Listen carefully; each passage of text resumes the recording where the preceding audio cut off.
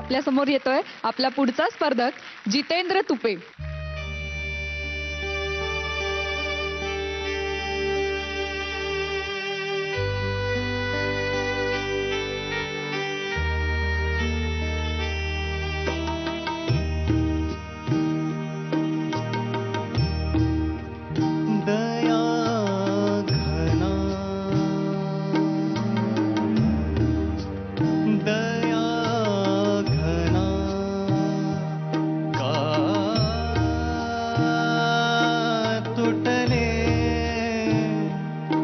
चिमणे घरटे उरलो बंदी असा मी दया घना.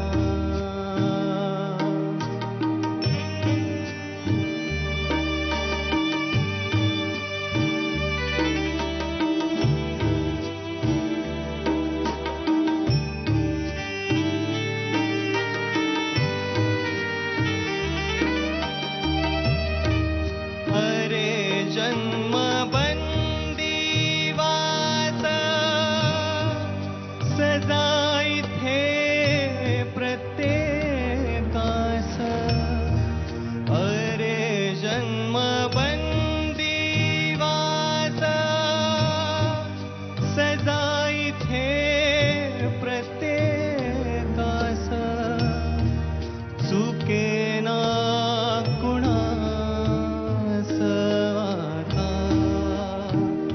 बंदी पुन्हा मी दया घना. का तुटले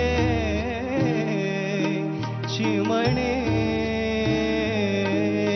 घरटे उरलो बंदी असा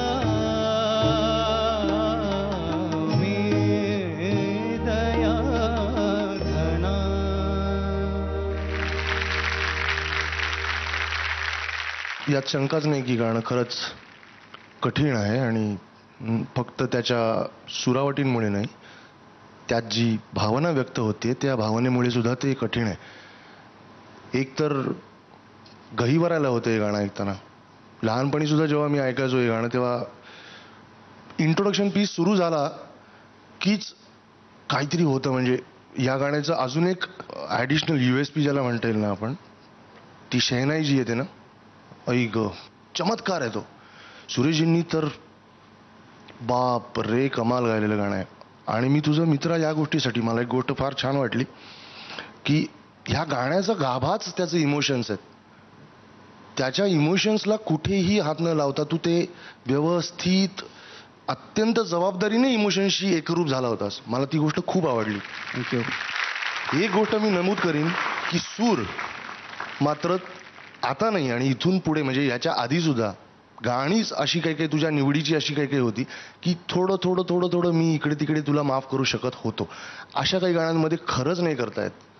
अजून एक गोष्ट मी सांगेन, काही काही तुझ्या जागा मला ह्याच्यात खरंच आवडल्या, पण काही काही जागा खरंच अननेसेसरी वाटल्या. हे काय होतं माहिती का, मी तुला गोष्ट सांगू का, ज्या वेळेला आपण ती प्रार्थना करतो ना तेव्हा आपण, मला नाही वाटत की आपण गायकी दाखवत दाखवत प्रार्थना करू.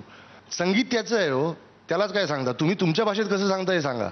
सो अशा काही गाण्यांमध्ये जेव्हा आपण त्या देवतेशी जेव्हा आपण ती गोष्ट मागतोय ना, ज्या कुठल्या, त्यावेळेला ते फक्त दया घना त्या कंपोजमध्येच एवढं आहे. तू ही जी याचना आहे ना, ती याचना आपल्या हरकतीमुळे काय होतं, त्याला एक अननेसेसरी ॲटिट्यूड येतो. गाणं बनायला ते गाणं बनतं, फक्त व्यक्त होणं नाही होत. मग मला हे माहिती आहे की तुला ते करण्याचा किती मोह आहे आणि तरी तू ते टाळलंस, या गोष्टीचं मी कौतुक केलं असतं. मी माझ्या लहानपणी जेव्हा ऐकलं तेव्हा काही असं झालं नव्हतं की तुटले चिमणे घरटे वगैरे असं माझ्याबरोबर काही इतकं वाईट काही घडलं नव्हतं. पण तरी सुद्धा डोळ्यात पाणी आलं आणि एक इतकं विदारक त्या गाण्यातलं चित्र माझ्यासमोर उभं राहिलं ना, इतकी भावना, इतकं अंतर्मुख करून गेलं ते गाणं. आणि तोच इम्पॅक्ट, तोच त्या गाण्याचा परिणाम आत्ता सुद्धा तुझ्या गाण्याने सुरू झाला होता जोपर्यंत तू तुझी गायकी दाखवत नव्हता. मी तुझं पहिल्या अंतऱ्यापर्यंत आणि ध्रुवपदापासूनच्या अंतऱ्यापर्यंत मी तुझं खूप कौतुक करतो. खूप छान गायलास तू, डायरेक्ट गाण्यात होतास. पण जितेंद्र तुपे म्हटल्यानंतर लगेच त्यामध्ये काहीतरी वेगळं यायलाच पाहिजे अशी या गाण्याला गरज नाही. आम्ही लहान असताना, मी तुला मुद्दाम एक किस्सा सांगतो आमचा. लहान असताना खूप प्रश्न पडायचे, मोह खूप व्हायचे. मला तर काय काय वाटायचं की मी ऍक्टिंग पण करीन, कारण मी नाटकात कामं करायचो, मी क्रिकेट पण खेळायचो. पण असे खूप प्रश्न पडले आणि मग असं झालं ना, आपल्याकडे खूप ऑप्शन्स असले ना, की सगळ्यात पहिलं ठरवायचं असतं की काय नाही करायचं. काय नाही करायचं ठरलं ना की मग उरलेलं सगळं करायचं. तसं तू पण मला वाटतं की ठरवून घे की काय नाही करायचं, कुठे नाही करायचं. पण साईनपासून ते अंतऱ्यापर्यंत हॅट्स ऑफ. ज्या पद्धतीने तू गाण्यात होतास ना, अप्रतिम, केवळ अप्रतिम.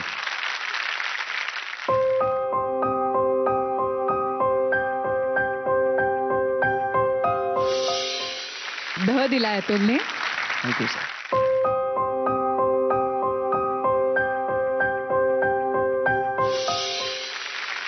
अजयनी पण दिलाय. Thank you sir. जितेंद्र, आजपर्यंतच्या तुझ्या या प्रवासामध्ये तुझा माझ्याकडून मिळालेला पहिला आहे. मी दोन्ही वेळेला तुला नी दिलेत. अंडरलाईन कर ही गोष्ट.